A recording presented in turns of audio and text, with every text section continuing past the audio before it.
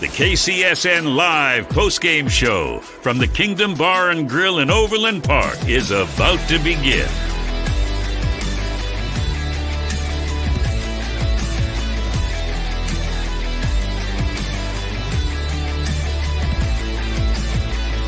Join BJ Kissel, Kent Swanson, and Marleah Campbell for the top moments, the updates you need to know, and the best analysis you can find from the entire KC Sports Network crew. Entertain, educate, inform. KCSN.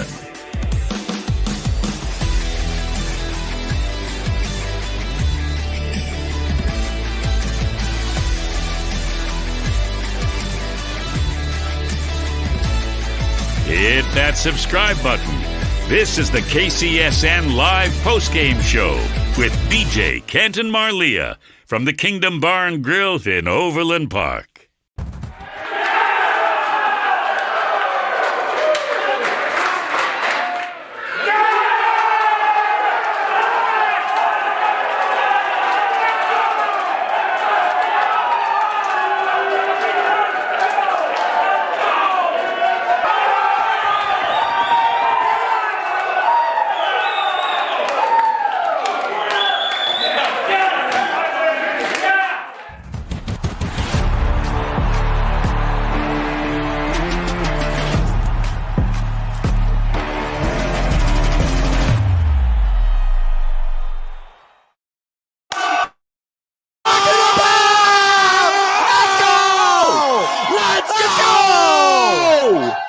Welcome to the Kingdom Bar and Grille in Overland Park. It is fucking lit.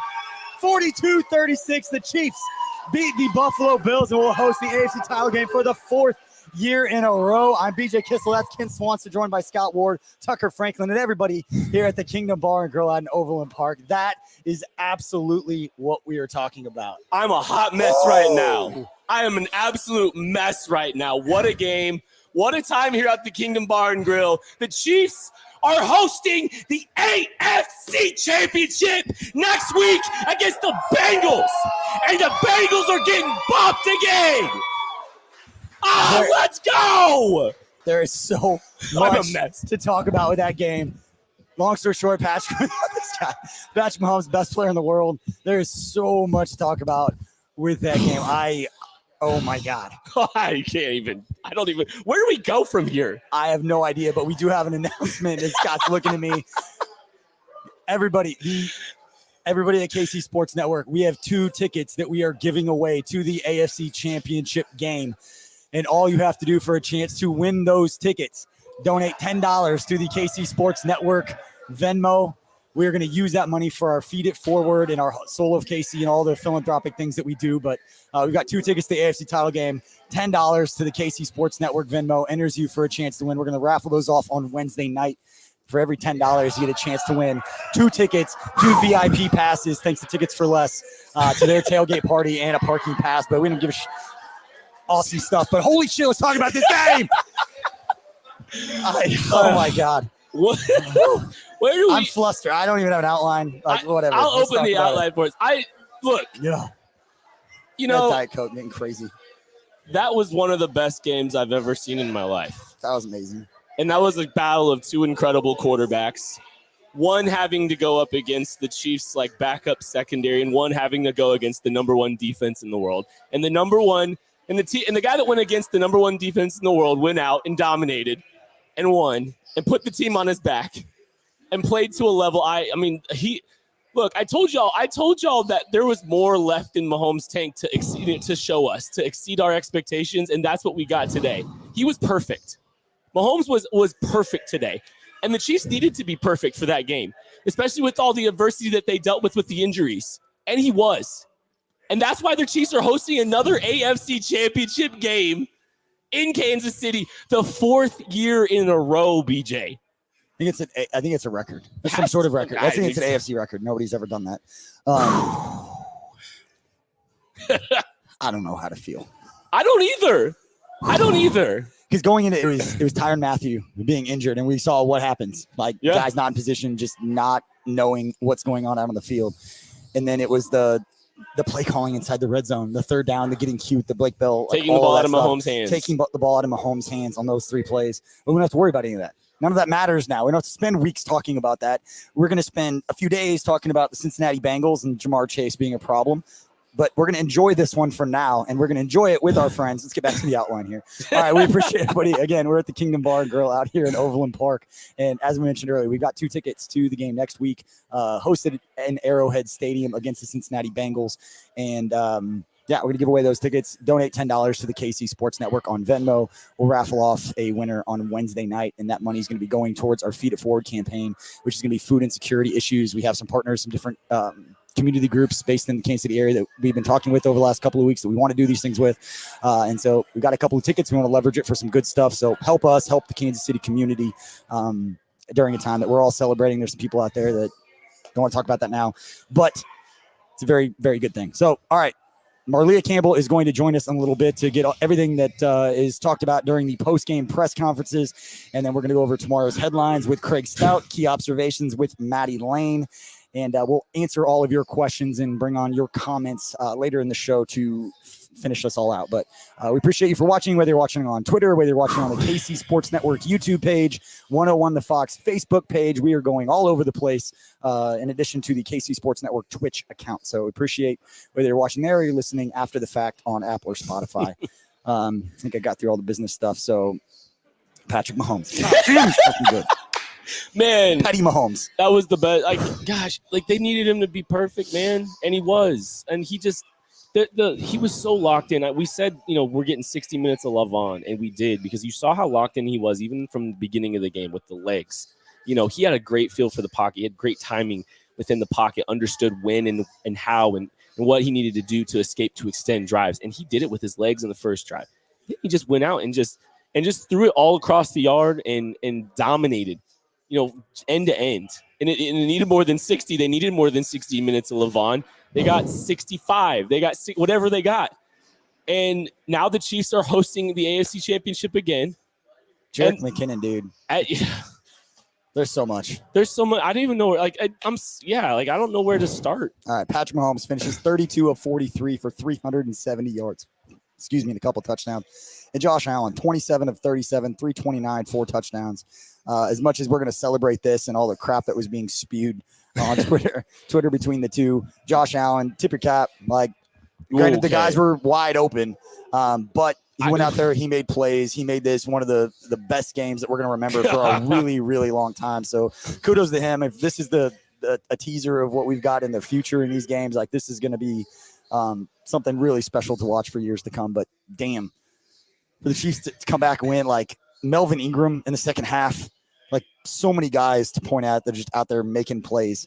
Tyreek Hill on the big touchdown run that, on the dig route that he, took the lead with 1:02 left. I mean, this game kind of had some vibes of Rams Chiefs from 2018. There's a stretch where things just kind of went back and forth, ping-ponging back and forth. And, you felt like the team with the ball last was going to score. And that's what happened exactly here. It's kind of the same vibes. These teams, look at the last 2.5 minutes. That was some of the most epic last few minutes of football we've ever seen. We just saw something about 3 lead changes, 1 tie, and then however many touchdowns in the last 2 minutes of regulation. The Chiefs got the ball with 13 seconds left, down 3. Bills took their foot off the gas because whatever that defense was, they're going to go back and watch. I get pre-event defense, but holy cow. Here's the thing. You had no margin. The Chiefs had no margin for error. 50 yards in 10 seconds. But here's the thing. The Chiefs had no margin for error, and they played it smart. They played the little dump-off Tyreek Hill Mary play, basically, where they just get down the field, call timeout very quickly, 8 seconds left. Sure, maybe you figure out something a little bit less soft on Kelsey, but, that was a phenomenal throw from Mahomes, too. Every throw from Mahomes was phenomenal. So that play, just getting down there, it's outstanding. They played that situation perfectly, even though they hadn't played situations perfectly during that game. They screwed some stuff up and they were put themselves in that position, but they made right on the end, and that was outstanding. Yeah, I want to make sure that this is made very clear to all the national media that are really upset that the Chiefs win. We don't give a shit. Fucking deal with it. Look, there's been a lot of talk, and people have tried to create levels of parity between Mahomes and a bunch of other people. And If y'all needed a reminder of what this guy is capable of, you saw it today. That was an epic performance. That was one of the best performances I've ever seen. And Josh Allen's best was not good enough. The Buffalo Bills' best was not good enough. Little brother stays little brother for another year. And they have to sit there and simmer in this all off season. Your best was not good enough because the best player in the world, Patrick LaVon Mahomes, is in Kansas City, not Buffalo. You guys can continue to have the second best quarterback in the National Football League. That's fine by me, but it's not going to be enough most years. I need to get an air fryer out. I have some sweet potatoes to cook. This is called letting it breathe. Do you see how red my face is? Yeah. Kind of like it messes with the shirt in the background. I and the know. whole deal. I know. I'm probably I look like a sweet potato right now. Kind of do. It's a little hot in here. The energy is palpable. We had a private party here at the Kingdom Bar with some of our subscribers at KCSN. We put it in our Discord. We had, thanks to our friends at Papa John's, had some pizza for us throughout the day. Shout out to Grayson. Appreciate you. Friend of KC Sports Network. But, man, let's bring our good friend Craig on right now because I want to get his takes. The only guy redder than me. He had a heart attack. And that's Craig Stout, everybody. Last time he did this, I was slightly worried for a sec. This time, no worries. Oh, can you? That feels so fucking good. That's unbelievable. Everybody stop. Can you please do that again? It was unbelievable. That was so good. No, that wasn't it. Fucking good. Unbelievable. You guys, Patrick Mahomes is the boogeyman. Yeah. He is the ruiner of worlds. He has come out and just shown everybody. It does not matter how well you play. Playoff LaVon Mahomes is a completely different beast. You can't stop him. The only way to stop him is to put him on one foot behind a whole bunch of backup offensive line, and he's still going to throw it horizontal. 13 seconds. I'm beside myself. We should stick to the rundown here. I'm beside myself. I don't want to stick to the rundown. Unbelievable. Do we even have to stick to the rundown? I mean, I don't even know. This thing's going so far off the rails. Like, Whatever. It's who cares?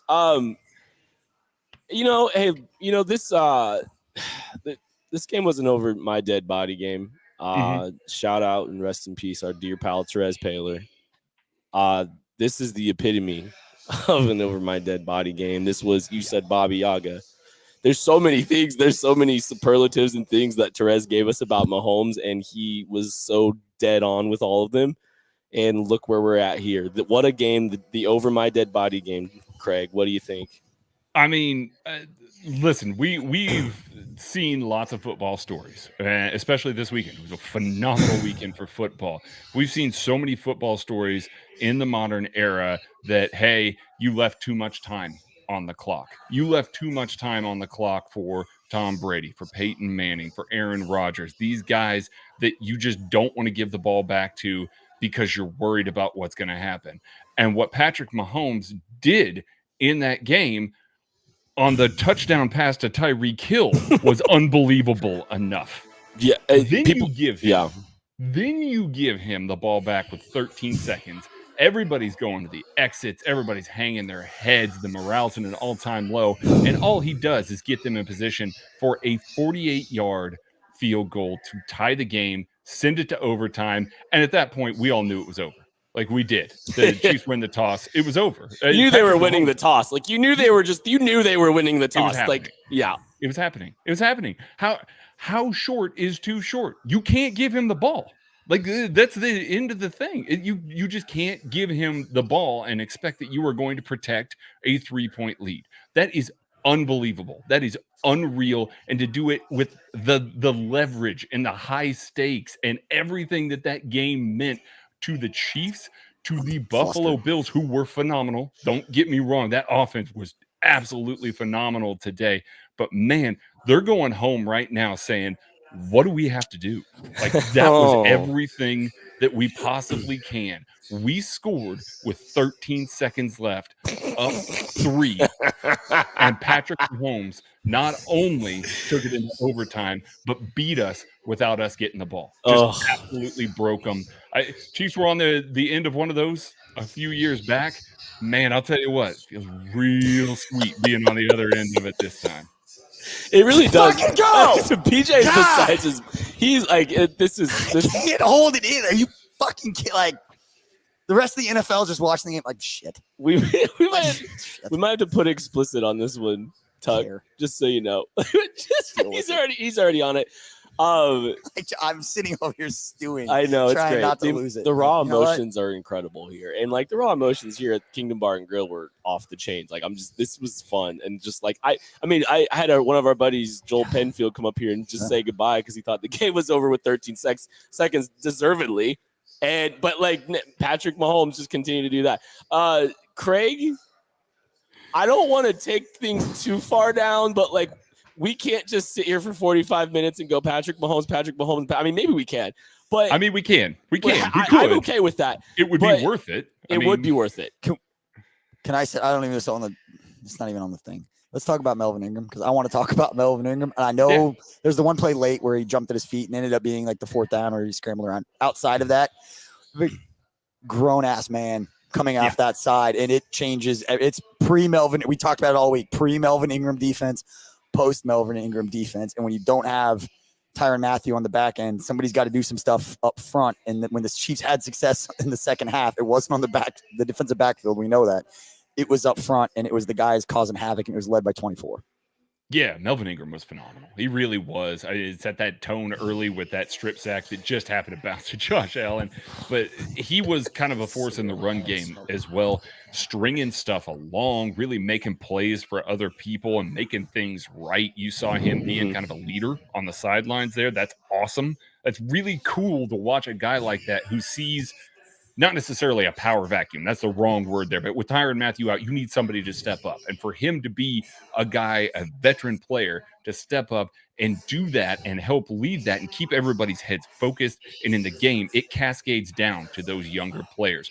Let's talk about Nick Bolton as well and the fearless energy that he played with. Nick Bolton made outstanding plays this week. Just an absolute, he was a freight train on some of these, created some stuff for that defense. Some of the stops that they came up with were because Melvin Ingram, Nick Bolton working in tandem. I think we're all thinking of that 3rd and short where Melvin Ingram strings it along. Nick Bolton shoots the gap behind him and a tackle for loss, forcing a punt. Like those stops were few and far between for a Buffalo Bills offense that was absolutely rolling for most of the day. So for those two guys to step up, for Melvin Ingram to step up as a leader, Nick Bolton to follow in his footsteps and really kind of play the kind of football that he was, that was awesome to watch. Just phenomenal job by those two especially.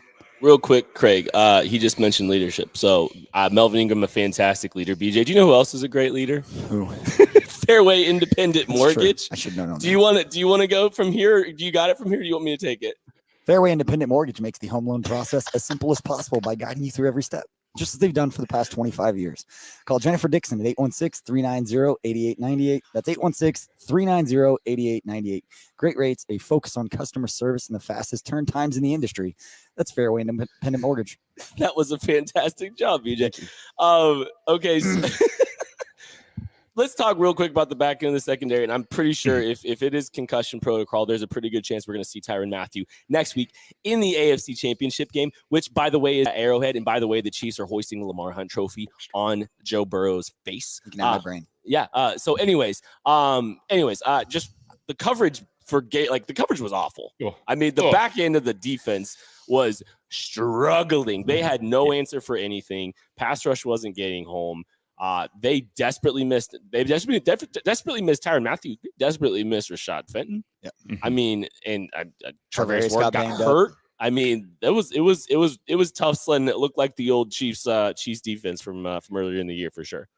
Yeah, I mean, I think other than the big, 75-yard bomb that gets over the top of Juan Thornhill there, that's a play that's probably going to get made with or without Tyrann Mathieu on the field there. But the rest of those plays in the middle of the field, especially there in the red zone, that's where Tyrann Mathieu lives. That's where he's shifting leverage. That's where he's shifting the coverage call and making Spags right. It's not that Spags is wrong there, but as he's getting the coverage call on the field, he gives those guys the liberty to shift leverage, shift things around, and make it right versus what they're seeing. Without Tyrann Mathieu there, you saw exactly what that looks like. You saw the middle of the field wide open. Guys not being on the same page. Mike Hughes gets benched in that last drive. He got benched for DeAndre Baker. I mean, he did. Yeah, it was not good. It was really not good. And it's because when you lose a guy that's that vocal of somebody that runs Spags' scheme on the field for him. And, we talk about all the exotic coverages and everything that he does on the back end. That doesn't happen unless you've got somebody there to make it right. And without that guy there to make it right, this is exactly what happens. Gabriel Davis goes for over 200 yards and 4 touchdowns, and they are this close to losing the game. So yeah, you hope that Tyrann Mathieu's back. Certainly they're going to have a little bit better preparation, knowing if they don't have him this week, what they can do there. That's a tough situation to be in for that secondary, to be fair to those guys. You lose the engine of the secondary in the middle of the game. It's tough to come back from that, but you hope that Tyrann Mathieu is back next week in a big game. I hope that concussion is not as bad. Obviously, the best of wishes to him. We want him to be healthy first and foremost, but we hope that he's back for next week's game.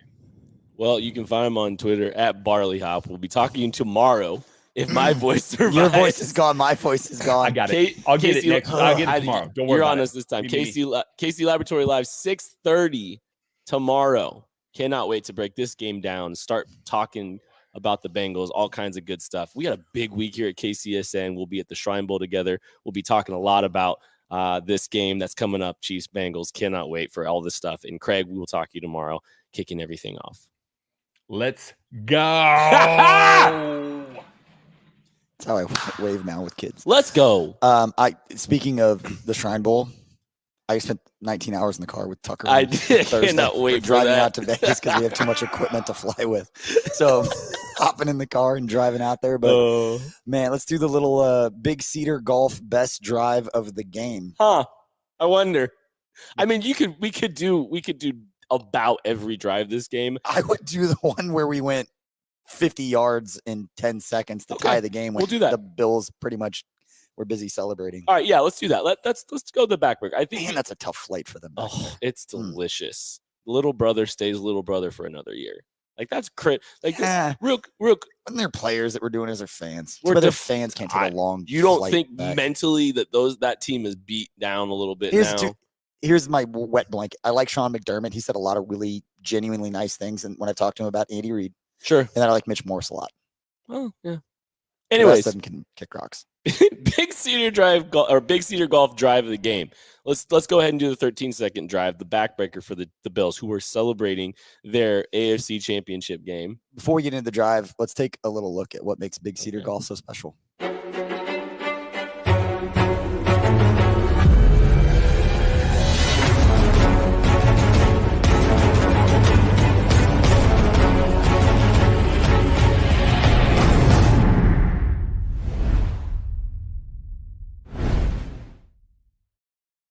Things in this area are as beautiful as Big Cedar Golf, but if there was going to be one that was going to challenge that tonight, it was the basically setting up the end of a regulation, the game tying field goal. Just absolutely unbelievable execution, unbelievable organization, all of those things that we praise about Andy Reid in those crunch moments. They knew what to do. Yeah, perfect situational football. It was incredible because they had, 13 seconds left on the clock. What do? The first play of the drive, they're just going to little dump off to Tyreek Hill with some blockers in front of them. It's kind of similar to that Hill Mary that you saw against the Cowboys a few years ago because they didn't have a quarterback who could throw down the field. Then they go ahead and set up a little bang 8 kind of route to Travis Kelce. Right after that, kind of some soft coverage. Really, really good anticipation, though, from Patrick Mahomes. He threw it with excellent timing. There was a window there, drove the ball really well. And Travis Kelce got all the way down to the 30-yard line, was smart enough to dive, call timeout with 3 seconds left, set up the game-tying field goal, which just completely just destroyed the souls of the Northeast, and that winds up setting up the game-winning situation. But you cannot draw that execution up more perfectly than what the Chiefs did. I mean, the end of regulation, it was almost like the Bills. It's like that false front on that green. Like you think you got it, and all of a sudden it's just going to roll all the way back. You think you did it. Yeah. But you didn't. He did it. Big Cedar Lodge is quickly becoming known as America's next great golf destination with some of the best designed courses in the country nestled down in the Ozarks. It's exactly what you need when you know you need it. That's Ozark National, Big Cedar, Paynes Valley, Buffalo Ridge, Top of the Rock. It is all at bigcedar.com. Make sure to plan your trip right now, especially with the weather we got. Yeah, seriously. Not too bad. Beautiful. There's supposed to be some decent weather coming here. So yeah, and here in just a little bit, we will bring in Marleah Campbell as soon as Coach Reed is done with his presser to give updates. Hopefully, I don't know what kind of update you could get from Tyrann Mathieu. We kind of know went through concussion protocol, was declared out. Now he's got the steps to work his way back that the NFL has in place, and I'm sure we'll get all kinds of information from that. That will be one of the top storylines, and I'm sure all the beat writers will be all over and providing that information throughout the week, and obviously any other injuries and things like that. But we will bring Marleah in as soon as we've got Coach Reed's presser. But man, one person, and this isn't, we can actually talk about it now because we talk about margin of error and the fact that Buffalo played pretty much, besides the defense on the end of regulation, it was a pretty flawless game by them. And it wasn't flawless by the Chiefs in a lot of ways. And we can talk about blown coverages on both sides. Missed field goals, missed extra point. That 4 points. Yeah. Everybody's staring at the scoreboard in the last 5 minutes regulation going, man, that 4 points would be really good right now. Yeah, I mean, seriously. And the whole game script changes because the Bills are not one possession down or, managing the game as if that they can take the lead with one possession. So it really, it just completely altered the game script of that game and really put the Chiefs in a bind, obviously. I mean, taking points off the board is never a good thing in that situation. Yep. It about cost them a chance at another Super Bowl. But, things work themselves out for sure. But, the margin for error is only going to get smaller and smaller. You can't do those things moving forward if you want to achieve, what you fell just short of last year. Yeah. Talk about unsung heroes. Talk about Byron Pringle's touchdown in the first half ended up being one of the bigger plays in the game. And we mentioned it, but Jet McKinnon. McKinnon. How about this? How about McCole Hardman? I mean, McCole Hardman, he took a jet sweep for a touchdown. I believe he had a little under route later in the game that he was able to turn into a lot of yards after catch. So that guy too. I mean, and Byron Pringle's game was a little bit more up and down. I think he had some pretty key drops, but he also came through some big plays as well. So, guys largely stepped up. There wasn't as many mistakes, and we talked about this. And I mean, BJ, you talked about this, and we spent a lot of time talking about it all week on KCSN. Turnovers. Chiefs didn't turn the ball over, and that was huge. Was there I don't think there was a turnover in the entire game. Was there? There wasn't. There were fumbles, but they got back on them. Andrew Wiley, and we talked about don't forget these little plays. The fumble where Andrew Wiley jumped on it because he was around. Those are the plays that he doesn't make that play. We're all talking about that this entire week, along with Butker and Tyrann Mathieu being out, and some of the blown coverages, and the fact that what's a Gabriel Davis? No offense, but I know what a Gabriel Davis is. He just set the NFL postseason record with 4 touchdowns and over 200 yards receiving. He's a good football player, and he's a guy that clearly the Chiefs have come, or that the Bills have kind of come to a lot lately. And that dude stepped up in a big way and absolutely eviscerated the Chiefs. My cues. Look, I know Brett Veach aggressively corrects things for his football team. The Chiefs need an aggressive correction at cornerback this year. They need to actually finally invest in the cornerback position because it about cost them again because they've been trying to get cute there at that position. Hopefully, the Chiefs are healthy in the secondary against Joe Burrow and Jamar Chase next week. Oh, in the AFC Championship game, which is at Arrowhead. Did I mention? I don't know if I had mentioned that yet, but the AFC Championship game, it's going to be in Arrowhead next week against the Cincinnati Bengals, a team that they're going to bop. And did I mention that we are giving away 2 tickets at KC Sports Network to that game, along with 2 VIP passes to the Tickets for Less pregame tailgate? Also includes a parking pass. If you want a chance to go to the game next week, all you have to do, donate $10 or send us $10 at the KC Sports Network, and we will use that for our Feed It Forward campaign. Again, that is going towards food insecurity issues over the last couple of years. We've done different things with it. We've sent Jack Stack to nurses at different hospitals. we use Cookie Society and we send it to teachers that were dealing with COVID this year. And now going into this off season, the sooner we raise more money, and a lot of people are invested, a lot of people who want to help this, met with some different community organizations and helping out with food insecurity issues around Kansas City is a big thing, and Feed It Forward just makes sense to help them. So send that $10.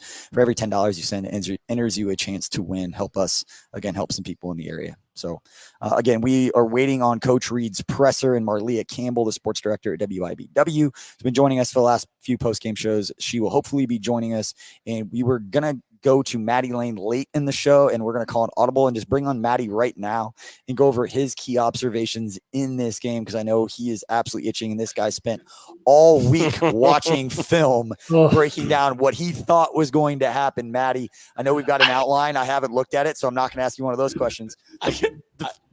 I want to make sure you want another chance to congratulate the Buffalo Bills on winning this game, Maddie. Listen, Kent, I beat you to the punch, so you can get over it. I already told on myself for congratulating that very good football team for beating the Chiefs when there was 13 seconds left, and they decided not to squib kick it. So we don't need to talk about that anymore. That's a solid point. And Maddie, I want to add, before we get into this, of everything that you watched from X's and O's and all of that, what's your number one takeaway as far as people going out of character for what you saw, for everything that was going into this game, the chess match, if you will? What's the one big surprising thing you saw that was different than you thought going into this game? I really thought the Chiefs were actually going to blitz a lot more. Josh Allen had not been good versus the blitz down the stretch when teams really relied on it. So, like, especially when you go back and look at the Buccaneers game or the Panthers game, he struggled, and that offensive line struggled to pick up blitzes. The Chiefs not getting deep into a lot of pressures kind of threw me for a loop. But then as the game went on and we started seeing all the miscommunications on the back end, it kind of became a little obvious as to why. No Tyrann Mathieu makes it really hard to get deep into your, pressure packages, because now all of a sudden you have the guy that can make everybody else right. So I do wonder how much losing him so early played a role in that, because I don't see Steve Spagnuolo, of all people, not blitzing Josh Allen like crazy, and they just simply didn't do it in this game. Seemed like they were about to start heating him up during that second drive. Like, they kind of play it a little bit safer early, and then the second drive seemed like they were going to start trying to heat him up a little bit more. And obviously, once they didn't get into their bag nearly as much as we thought they would. Okay, I don't know how to. We've talked about this matchup a lot. We've hyped the Josh Allen Patrick Mahomes matchup a lot. Patrick Mahomes has been disrespected all year. They have had disrespected. The audacity to rank him less than first. They have the teams, like, people are bored with him. They are looking for narratives. They've been trying all season to try to create parity between the rest of the league's quarterbacks and our quarterback. And Patrick Mahomes went up against the second best quarterback in the NFL, probably. And he outplayed him, and he reminded everybody who he is. How great was watching that performance from Mahomes? Buddy, the way these people come out here and try to rank other quarterbacks ahead of Patrick Mahomes with the recklessness that they do, the reckless abandon that they just sling these words out of their mouth talking about. I don't care about Josh Allen's 9 passing touchdowns in 2 playoff games. That's great. You know who else scored 9 touchdowns in 2 games?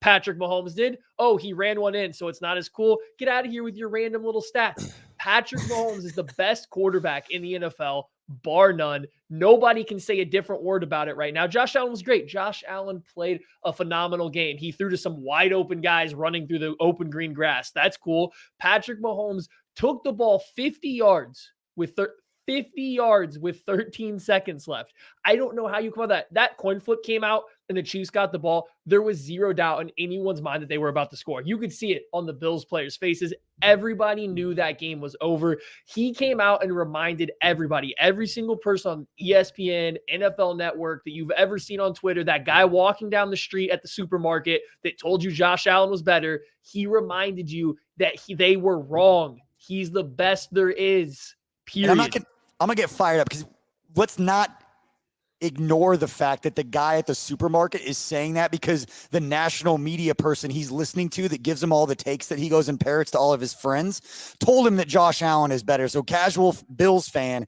goes to be like, well, Josh Allen's better because the guy on TV told me so, even though Josh Allen's best year of his career still isn't better than Patrick Mahomes' worst year of his career. He goes to Arrowhead Stadium, plays a pretty damn good game, and guess what? It's still not good enough because Patrick Mahomes is better, and we're not going to apologize for it for the national media that's going to backpedaling all damn week trying to explain how it wasn't the fact that Patrick Mahomes is just a better football player.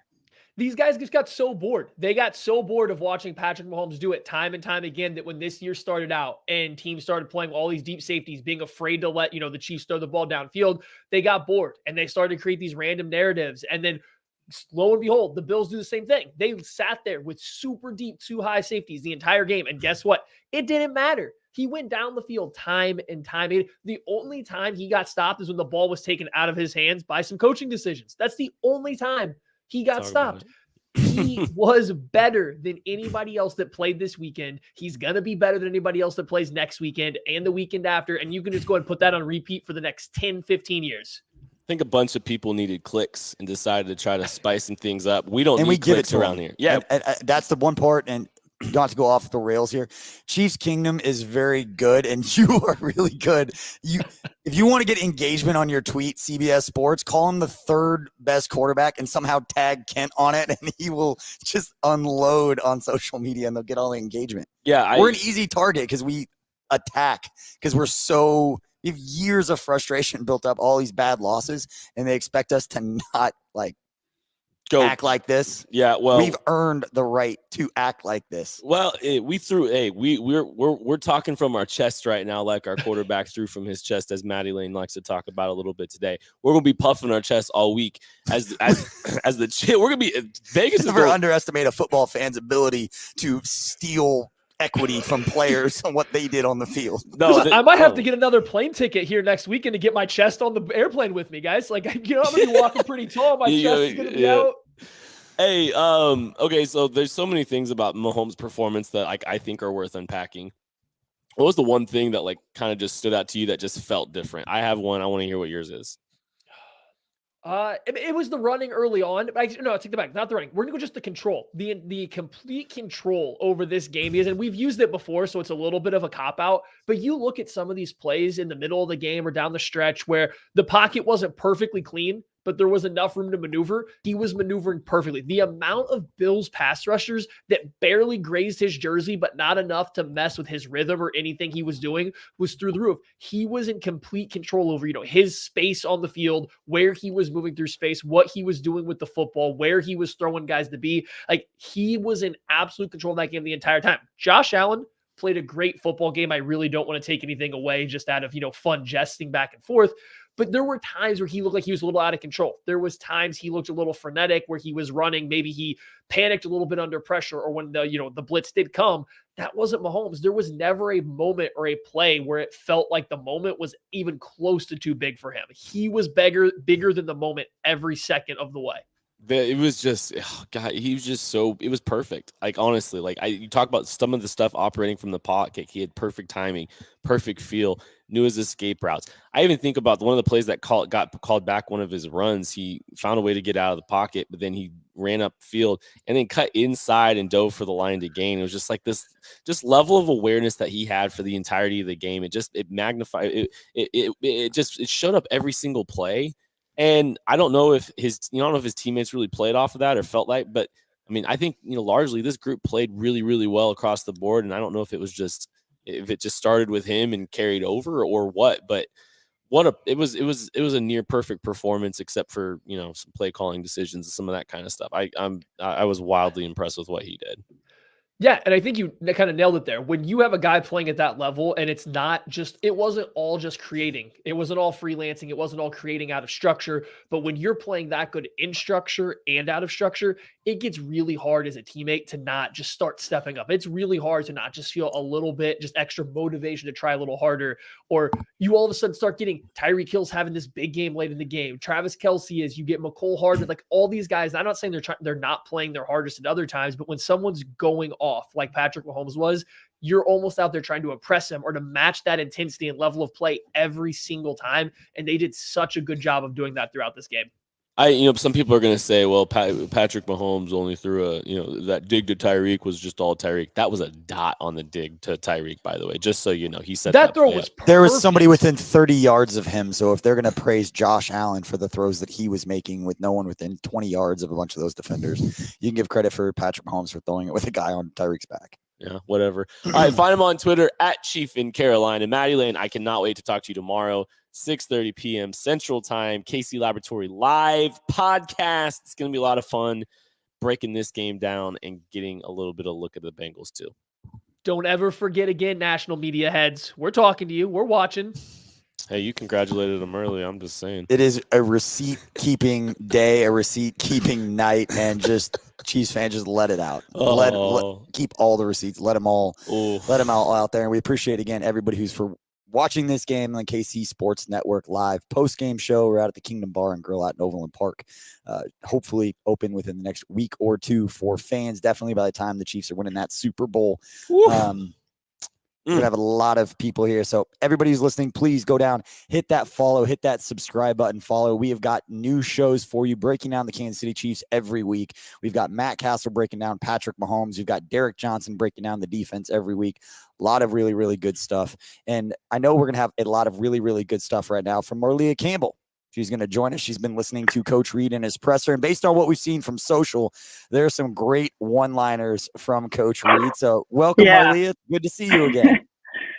Hey, guys. Good to see you as well. Man, oh, man. What a night. I'm still trying to get my heart rate down to a reasonable speed. Exactly. But, we got a Tyreek Hill on the podium.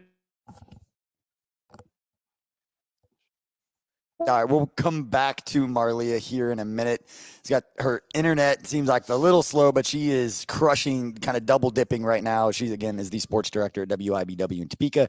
We get Marleah back in there. Looks like, let's try to bring her back in. Here we go. Hey, Marleah. All right, what did Coach have to say? Yep. Yeah, so he was asked what's kind of the special advice to Pat when you're down with 13 seconds to go, not looking good. He said, when it's grim, be the Grim Reaper and go get it, which I think is advice we can all apply to our own lives. Love that one. I got a little tingly. When it's grim, I like be that the one. Grim Reaper. I know, got to chill a little bit with that one. Exactly. Yeah, a couple other things. He led the very beginning of his presser with big shout out to the fans. He said Arrowhead was unbelievable tonight and said, days like today are what make this Chiefs Kingdom, Chiefs Kingdom. He also called it one of the better games in the National Football League, which hard to argue. Unbelievable finish. Said guys battled their hearts out on both teams. And then no one flinched. 3 scores in the final 2 minutes and you're on the 25 with 13 seconds to go. And yeah, it's just. So we also had Tyreek Hill just now, and he was asked what he thought kind of this game meant to Patrick Mahomes' career. He said it was another step for him into the Hall of Fame, which I think we can all agree with. Unbelievable finish. 26. He's 26 years old. I'd say get his gold jacket fitted by now, but I don't know. His shoulders are going to get so much bigger over time. Has there ever been a statue of a player outside the stadium before they hit 30? I would do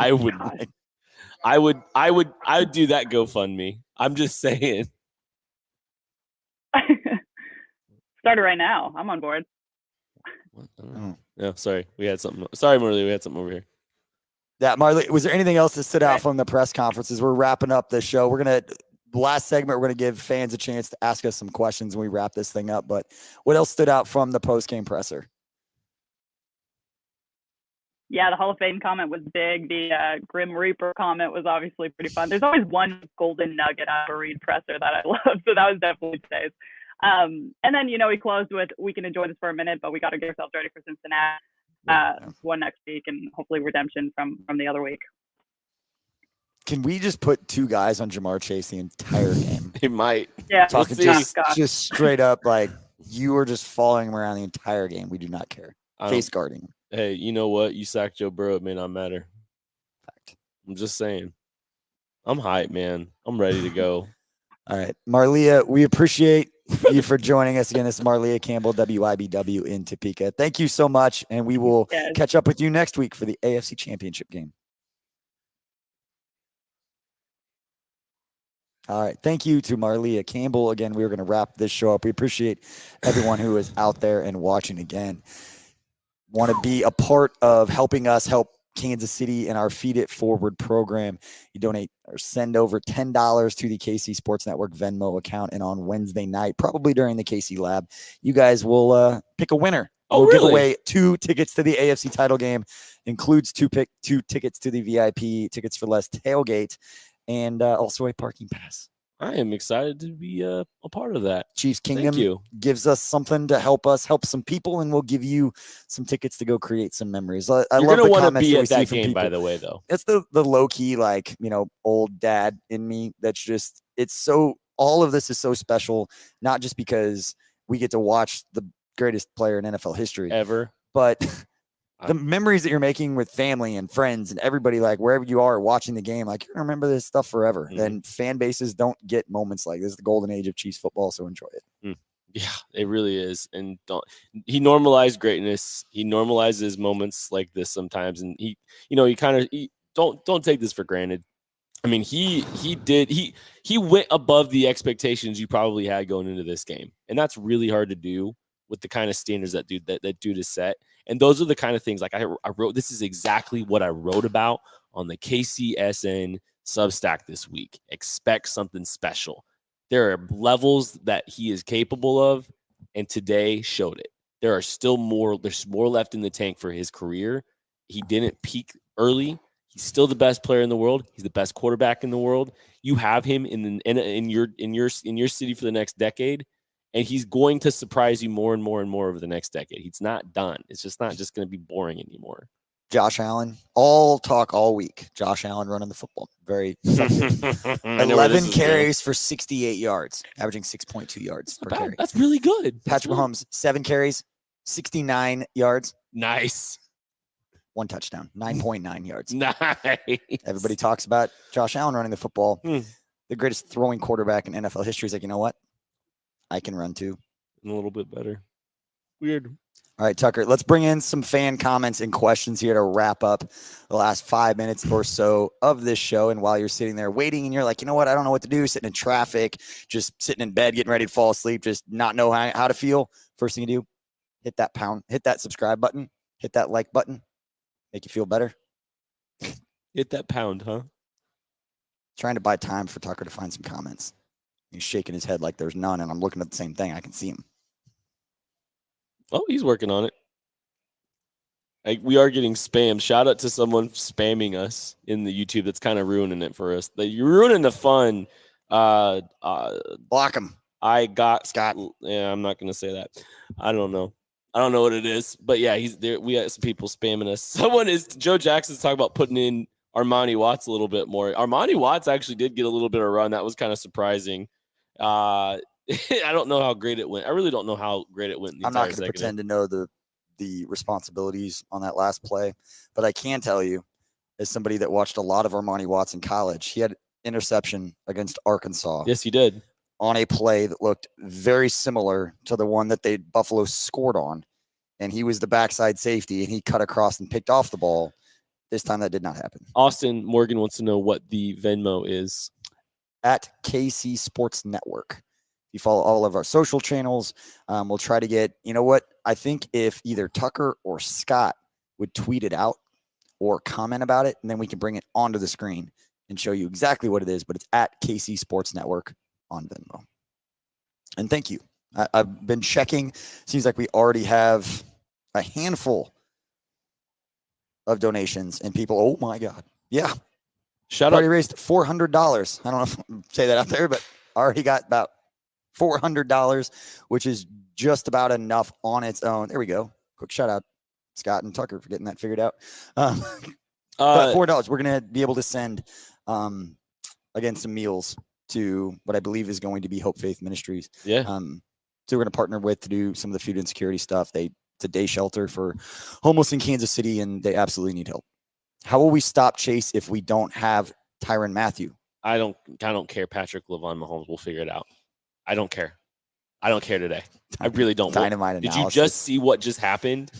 It's a very well thought out question. I'm sorry. Your answer is it's okay. We have 15. They'll figure it out. They're going to have a whole week. They're going to have a whole week to figure it out. And here's the thing. You're not going to stop Jamar Chase. And look, he's at that level. And like he's going to have 70 yards. You just don't want him to have 130 and take some of those little bubble screens that he takes for 70 yards. He's going to get his big plays.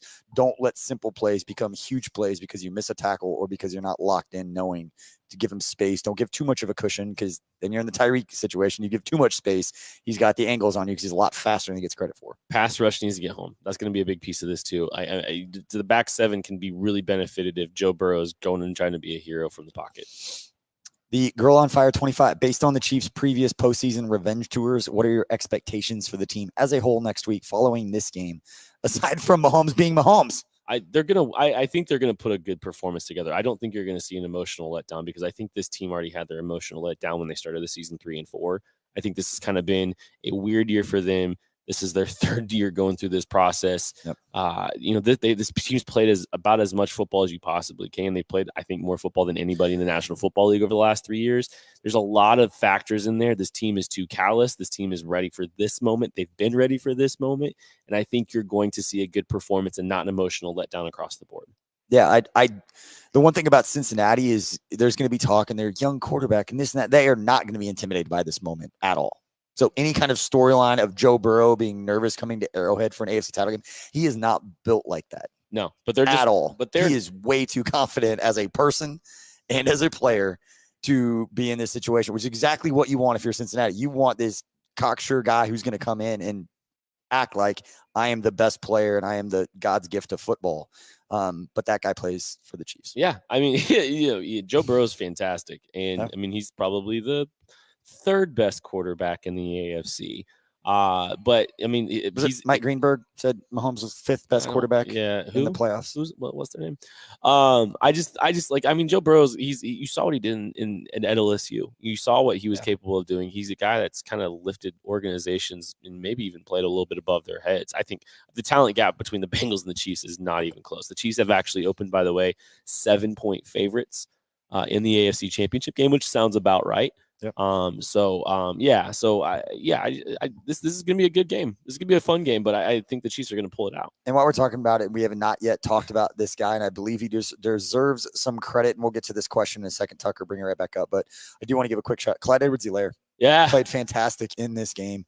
He had some really provided nice plays. a spark, and the combination of him and Jet McKinnon with just the explosiveness, all of it, it worked. It worked really well. He ate 7 carries, 60 yards, 8.6 yards per carry. Also had 1 catch for 9 yards. It was a very impressive catch. He turned a 3-yard catch into a 9-yard catch. Is something we've been waiting to see him do with his contact balance, his low center of gravity. Came through in the biggest moment for a really nice little play that kind of put a third manageable into the situation. And Jaron Reed's another player. Deserves to be shout out. A guy who made some plays in the middle of the defense. Absolutely. For the Chiefs, Frank Clark made some great plays in the running game. A lot of that. You want to see more pressure. You want to see all of that. But at the end of the day, like, they made impact plays that got enough stops during it to overcome a missed field goal, an extra point, and a receiver setting an NFL record for yards and touchdowns. I mean, not everything went right for the Chiefs, and about everything went right for the Bills, and it didn't matter. So there's good things. There's a good thing to take away from there. There's more left in the tank for this football team. I feel good about it. I feel really good about where this team's at, and hopefully they get some guys healthy and going. All right, let's bring a couple more questions in here to wrap this up. This is from the layman's terms. What does the next Scion evolution of Mahomes look like? Did I say it right? Of Mahomes look now. Tucker, how do you say it? Oh, Saiyan. give it. He's fine. Pretend. What is the next? We saw Levon. We saw Petty Mahomes. It was Petty Levon. I don't know if that's who that was, but I'm going to say Petty Levon just because everybody talked about Josh Allen on the football, and he had 1 more yard than he did. I don't think there's very much more he can do on a football field, but I think that there's just the ability to do this more than once, and it's more repeatable than anything ever. Like, I think this is more repeatable for him than any other player's ability to repeat their peak. So I think he's going to sustain this kind of performance. I think he could sustain it for the next 2 games and win this team a Super Bowl. I really think that that's capable, and it'll just destroy the national media because they'll have to just sit there and say Mahomes is good and agree, and their views won't be as good. So I'm rooting for that. Unbelievable. All right, Daniel Mathagani. I feel like the Titans got home with 4-5 most of the night. What happened to us in the second half? of the first Bengals meeting that we didn't get as much pressure. Yeah, Joe Burrow did a really, really good job getting his ball out of the hand. And, he was throwing at the top of his drop, throwing fade routes down the sideline to Jamar Chase, and Jamar Chase was coming up with those plays. I mean, those are 9 times he got sacked against the Titans. Yeah, and Joe Burrow was holding on to the ball, and so I think it's going to be on the Chiefs to make him just hold the ball a little bit, just a tick longer, not create those those easy outside throws for Jamar Chase, because they've proven to be able to hit those at a higher percentage than most quarterbacks are able to do. So I think those are going to be the things that they're going to have to focus and hone in on. And I think they're capable. They're going to do it. I'm just going to say they're going to do it. A lot had to go right for the Bengals to win last time, so they're going to pull this off. They'll probably have a few more wrinkles in there for sure. Like, they're going to throw a few things out there, on Jamar Chase specifically. They might try to double, or they might give him a little bit more help. I don't think we're going to see cover 0 on 4th and 26. I don't think we're going to see those kind of decisions. They're going to adjust and alternate through some stuff. But it'll be good. It'll be fine. Steve Spagnuolo is going to have a plan. They're going to make some adjustments. The pass rush, I think, is a big piece of this, regardless of what happens moving forward. They're going to get home. They're going to get home with 4. If they can just get Joe Burrow to hold the ball just a second, good things are going to happen for this football team. And if the offense plays to what they're capable of doing, it's not really going to matter anyway. Yeah, I'm looking up some stats here to finish out this show, because the one thing that we're overlooking in talking the context of this game was that it wasn't just that Patrick Mahomes went out and played really well, and it was Patrick Mahomes and Josh Allen. It was the fact that the Buffalo Bills came into this game as the number 1 defense in the NFL in yards given up, just giving up just like 172 yards passing per game. They were allowing just 17 points. And when you're going back through their regular season, week 14, they gave up 488 yards to the Tampa Bay Bucks. 392 yards to us in week 5 when we were not playing well. And those are the worst games that the Buffalo Bills had defensively. Again, this is the number 1 defense they were going up against. And the Chiefs put up 552 yards of offense. Again, that's not against some run of the mill. It's like Josh Allen is overcoming this defense. Josh Allen is a great quarterback that has the number 1 defense in the NFL that's backing him up. And Patrick Mahomes and the Chiefs went out and moved the ball at will and averaged 7.6 yards per play. We don't need to compare. We don't need to talk too bad of Josh Allen today, because I think he played a great game. However, I'm just going to say this. What Patrick Mahomes did against that defense is way, way more impressive than what Josh Allen did against a hobbled Chiefs defense. So not to discredit him at all, but Mahomes needed to be perfect, and he was. Josh Allen wasn't perfect today, but he hit some big plays, and the Chiefs busted some big plays, and he found them, and that's a credit to him.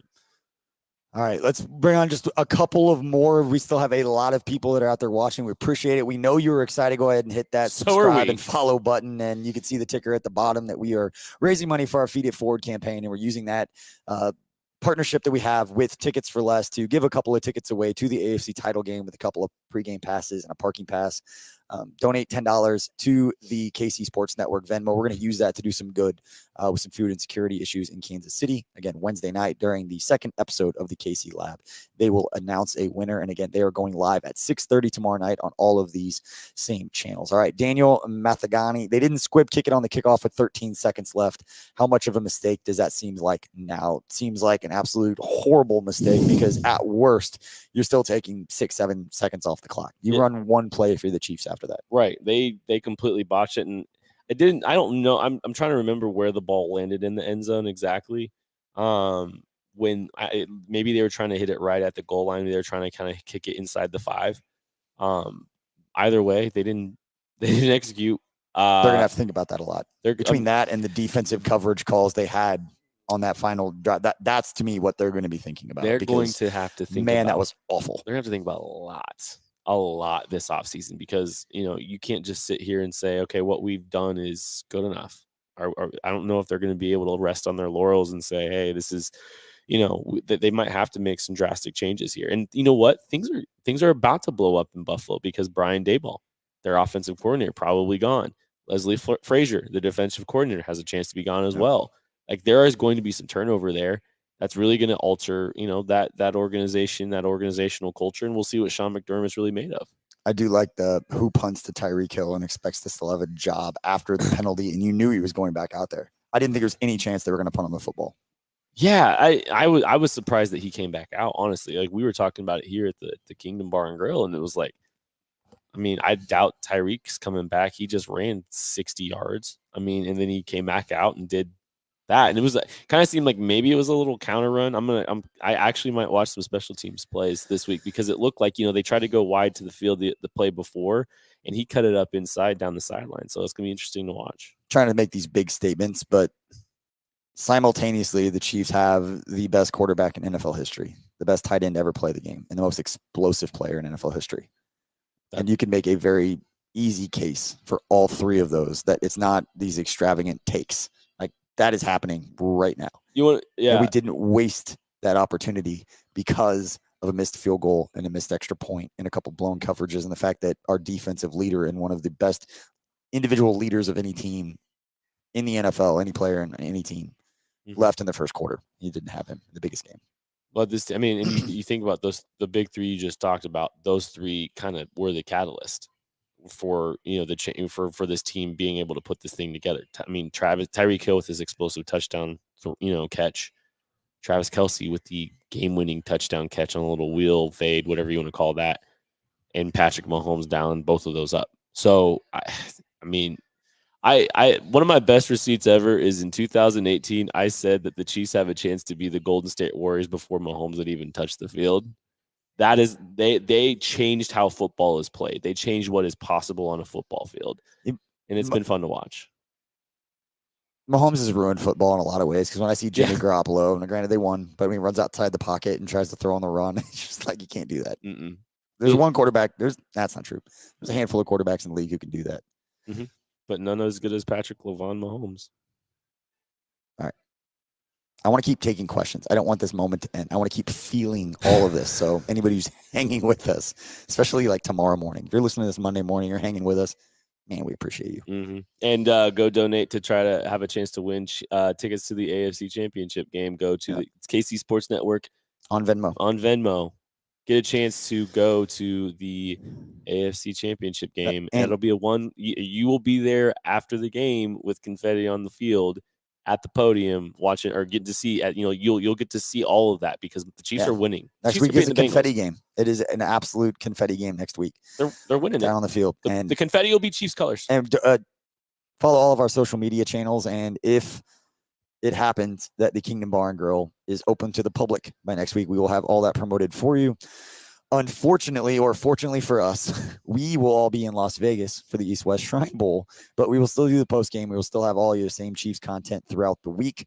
But next weekend, all of KC Sports Network on the Chiefs side will be, Mike and Jeff won't be there, but everybody else, and Scott won't be there. All right. So the lab, me and Tucker are going to Las Vegas for the East-West Shrine Bowl. We're doing all kinds of Chiefs content out there, all kinds of content on fields, maybe on some courses. Maybe. We'll see. Keep an eye out. Maybe we've got some more stuff to announce. You okay? I'm so happy. I know. I could tell. I'm starting to get a headache. Anyways, like every other game that we've, and people don't care, this is where it goes off the rails. Every other game we've had all year, during the game, I'm always thinking like, what do we do for the show? I'm always worried about work stuff. We're finally at a point where it's like a well-oiled machine, and I got to enjoy the game and just watch it. And you're like, you're different now. I'm like, I don't have to worry about stuff. I'm just watching, pacing in the corner and screaming. It didn't really look like you enjoyed it. That's how I enjoy it. He was pace in the corner, and I just yell and cuss, and I randomly go, Ken, what the hell are we doing? That checks out. It was an emotionally charged. It was an emotionally charged night here. Fired up for you, for everyone that was here, and thanks to everybody that came out and hung out with us. That was. I'm not really gonna cool. apologize for being passionate and caring. No, why KCSN's here? So sometimes you say fuck. All right. Thanks, everybody, for tuning into this episode again. Don't forget to catch the lab tomorrow night, live Monday night at 6:30 Central Time on all these same platforms. These guys will get into the film, they'll break it down, and they'll have a lot of analysis tomorrow morning on the KCSN Substack. If you haven't, go find that. You can subscribe to that. We've got free, we've got paid versions. If you like the X's and O's and the really in-depth stuff, we have got that for you. But we've got the 6:30 live show. And then Tuesday, Mike DeVito, Jeff Allen will be back. Again, Matt Castle, Derek Johnson will be breaking stuff down. And then Nick Leckey, Tucker, and I on Outside the Trenches. We've got 21 questions coming later. We've got maybe some draft content for those who like looking forward to that. We have got you covered. Yes, we do. Thank you again, Chiefs Kingdom, for tuning in. And don't feel bad about bopping national media that just forget what they've seen for the past 3 years. We apologize for nothing. I just don't understand how people can prognosticate negative things on someone that continues to show why they are the best. They're bored. They're just bored with greatness that breaks their brain. No, they're making their issues about Patrick and it ain't about Patrick. Thank you, everybody. We will see you next time. Bye. See you later.